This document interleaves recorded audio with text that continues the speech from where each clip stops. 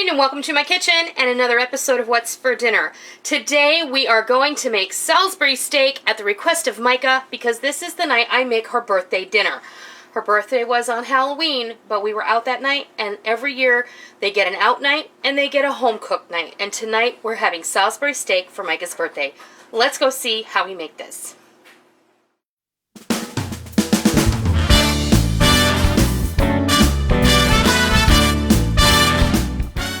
Let's get started. Today, Micah is choosing dinner because her birthday was on Halloween, and she asked for Salisbury steak. And since my Salisbury steak video of the past is really bad and old and bad quality, and I actually burnt my Salisbury steaks in that video, and I just let you see it because that's how we do it. Today, I thought I would redeem myself and make the Salisbury steaks a little bit better. So we're going to go ahead and get started. I'm going to put some gloves on here just because I don't want this meat mixture to get under my nails. What we have, we're going to work on our meat mixture for our steaks, and we have 2 pounds of grass-fed ground beef. You use whatever you want. If you want to use ground beef, ground turkey, ground pork, whatever, you go ahead and right ahead and use that. But this is 2 pounds of 85% lean grass-fed ground beef. And what we're going to add to that is a cup of dry breadcrumb, about a 1/4 cup of milk, a teaspoon of onion powder, teaspoon of garlic powder, 2 teaspoons of my Szechuan steak seasoning, along with 2 eggs. Then we're going to form these, put them in the oven, and then while that's cooking in the oven, we're going to create our mushroom and onion gravy. I have 1.5 pounds of mushrooms. This is 1 pound of cremini mushrooms, and this is 1/2 pound of mixed mushrooms, which are button mushrooms, cremini mushrooms, and shiitake mushrooms. And I have 1 large onion that I have peeled, quartered, and sliced thin, and about 2 cloves of garlic that are minced, and 4 tablespoons of butter, and 1/4 cup of flour. So that's really all that goes into this, and it's not that difficult at all. Okay, get your eggs in here. Our breadcrumb. If you use fresh breadcrumb, you don't have to use the extra milk, but because I use dry breadcrumb, I find that the milk really does make a difference and just gives it a little extra boost of moisture. And then I'm just going to go ahead and mix all this together. I like to give this a couple of dashes of Worcestershire. That is totally optional. Maybe a teaspoon, 2 teaspoons, whatever is your preference. I think that gives it a really rich flavor. We'll also add some of that to the gravy as well. So I'm going to go ahead and get this mixed up, and I'll be right back and we'll form these into our steaks. Alright, now we're going to form our Salisbury steak patties, and think like mini meatloaves, okay? Now I like to divide 2 pounds of meat into 6 patties because I like 1/3 pound burgers when I make burgers, and the same for Salisbury steaks. That's plenty of meat for a serving, and that gives us a little bit left over for lunches, or a couple, like on a leftover night, 2 people can have Salisbury steak if they want. But did you see what I did? And I'll do it over again. I divide the meat into 6 portions, just like that. And then I start to form the patties, and I just kind of hold it in my hand, and it's going to naturally turn into the shape that you want.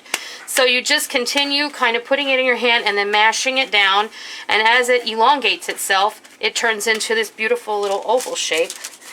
Exactly what you want. And when I put it on the pan, and this one is a little bit on the large side, but that's okay, that will be Dad's. What I like to do now is I like to just take my finger, the side of my hand, like this. And just like when I put a divot in my burgers, or I put a hole in my burgers, when you put this kind of little trench in the middle of your Salisbury steaks, they're not going to turn into like Nerf balls when they cook. Today I'm going to bake these instead of searing them in a frying pan. Of course, that's your choice. You can do what you like. Is that I'm just going to do a little bit of ketchup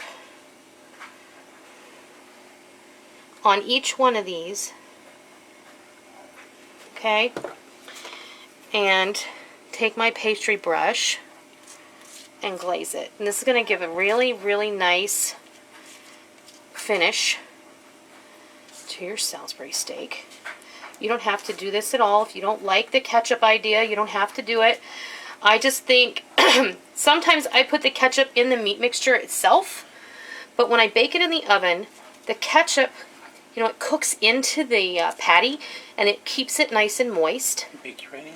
And it bakes right in, is right. And when you mix this flavor with the mushroom and onion gravy that we're going to make, it really, really lends a nice flavor profile.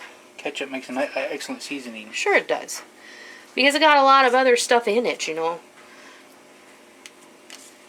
Alright.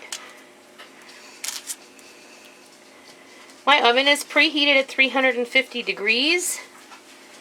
And we're just going to pop these right in there while we make our gravy. These are going to cook for about 25 to 30 minutes.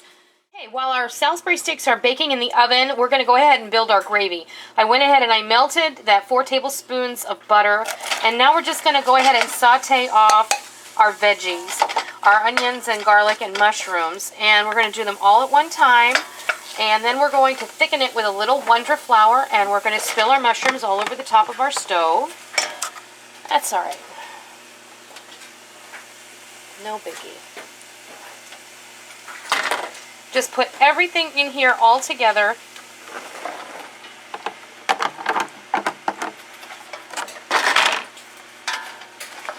Give everything a good toss, and then I'm going to put the lid on this.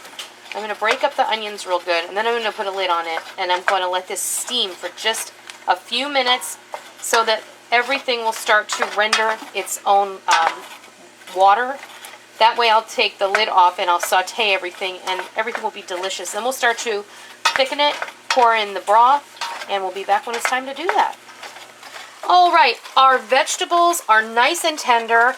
Our mushrooms and our onions have sauteed down and released all of their liquid. And we're going to do this a little bit backwards from what you're used to. I'm going to grab my whisk, which is over here. What you're used to doing is creating a roux. Maybe you would be used to sprinkling the flour in here and getting it all cooked in there. But what we're going to do, because I'm using Wondra flour to thicken my gravy, is I'm going to add 4 cups of stock. And this is about 3 cups of a rich beef stock and 1 cup of a mushroom stock. And when you use Wondra flour, you don't want your liquid to be boiling. You want it to be warm. You can add this to warm liquid. I'm going to use about 1/4 cup of Wondra, and I'm just going to whisk it in.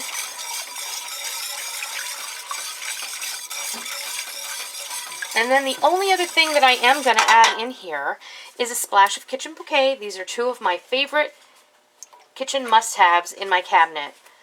This is absolutely optional, but I always use it when I make brown gravy. It does add a nice flavor.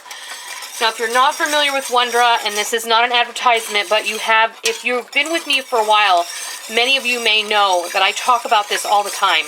Wondra is a fabulous thing to have in your cabinet because basically what it is a granulated flour. They're calling it a quick mixing flour, but it's granulated flour, which makes it a lot easier to absorb into the liquid and thicken your gravy. With Thanksgiving coming up, this is a must-have because you will make the most velvety, silky, and delicious gravy that you've ever made if you have Wondra in your cabinet. So what we're going to do is we're going to let this come to a simmer and let this thicken, and then we're going to get our Salisbury steaks out of the oven, and we're going to stick them in here for about 10 minutes and just let them simmer while I finish cooking the rest of the meal. So I'll be back when it's time to put the Salisbury steaks in our thickened gravy. Alright, before we get those steaks out of the oven, I do want to add just a couple of dashes, maybe a teaspoon, of Worcestershire into our gravy. This is going to bring everything together. Since we used Worcestershire in the Salisbury steaks and then in the gravy, everything's going to marry together beautifully. As if they weren't already going to do that, but it's going to be great. Let me pull this tray out of the oven.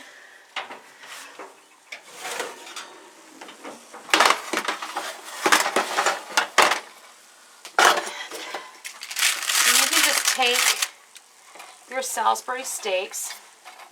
I'm just going to turn them in this gravy. I'm going to turn this down just like to medium-low. I'm going to put the lid on it, and I'm going to let it simmer for about 10 minutes while I clean up, get my veggie ready, finish cooking off my noodles, and then we'll come back and we'll show you what this looks like. Alright, we've had this simmering for about 10 minutes and it's time to eat. You can see this, really what this does is just brings everything together. It helps the gravy to firm up just that little bit at the end, and it helps the meat to relax into the sauce. That way everything marries together. The gravy gets a little bit of the meat flavor, the meat gets a little bit of the gravy flavor, and everybody is happy. So now we're going to go ahead and fix your plate because I know you're hungry, and we'll all celebrate Micah's birthday dinner. You have it, a delicious plate of Salisbury steak dinner. There's our not really slow, but our simmered Salisbury steak and that delicious beef and mushroom gravy, along with some egg noodles and steamed broccoli. That is what my 15-year-old daughter requested. I probably would have liked mashed potatoes, but that's what she wants, is egg noodles. So, these are amazing and delicious. I'm going to go ahead and cut this open just really quick with a fork, just so you can see what it looks like on the inside. Beautiful. Do you want to taste it? I guess. Okay. Let's see. Get some of that gravy in there.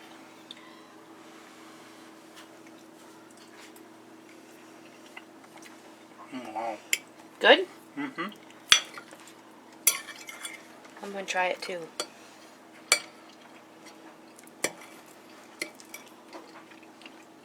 That is really good. Mmm. Oh, wow. Mm-hmm. You can't go wrong with Salisbury steak. I hope you try this, and I hope you love it.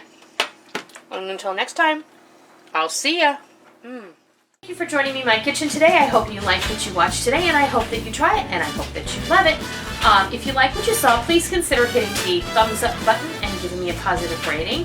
And also, make sure that you hit the subscribe button if you're already not a subscriber so that you don't miss out on any of the fun we have here in our kitchen every single day. I hope that you enjoyed it. I'm really glad that you're here. Thank you for stopping by. Don't forget to come by tomorrow. Until next time, happy eating!